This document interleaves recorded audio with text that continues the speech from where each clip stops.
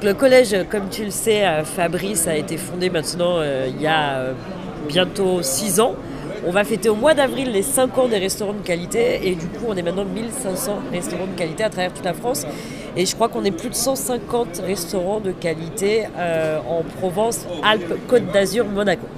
C'est qu'on avait inclus les producteurs artisans de qualité dans l'association parce qu'on se rendait depuis le début compte que vraiment ce qui était important c'était ce lien producteur-restaurateur et qui fonctionne très bien aujourd'hui et sauf erreur de ma part, on doit être une centaine de producteurs artisans de qualité en région PACA.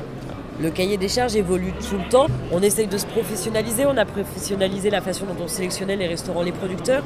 Le niveau d'exigence a évolué et puis ce qu'on impose aussi aux restaurants et aux producteurs, cette espèce d'engagement qui est de plus en plus important.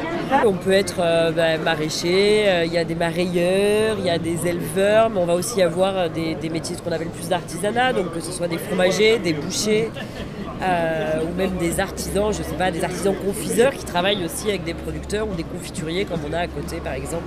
On était au World Chef Summit à Monaco, on est à Food in Sud, on va faire Taste of Paris au mois de mai, on espère pas mal d'événements. L'idée c'est que souvent des petits producteurs qui n'ont pas forcément les moyens de se prendre des stands sur ce genre de salon puissent avoir une visibilité en les mettant tous ensemble et puis que les chefs jouent le jeu parce qu'ils savent qu'en venant sur le stand du collège culinaire, c'est des vrais producteurs artisans de qualité qui sont là. Je pense qu'on a vraiment dans les particularités, je pense qu'on est les seuls vraiment à mélanger producteurs et restaurateurs au même niveau, donc ça c'est vraiment quelque chose d'important pour nous qui nous tient à cœur. C'est important pour nous cette indépendance parce que ça nous permet une indépendance dans nos choix, dans nos décisions et puis dans nos prises de position publiques. Aujourd'hui, même si on fait bien, on est toujours plus fort ensemble que tout seul.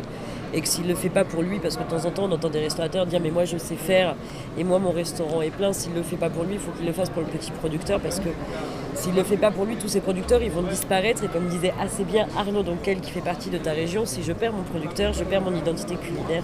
Je trouve que c'est une jolie conclusion et merci Sonia. de rien.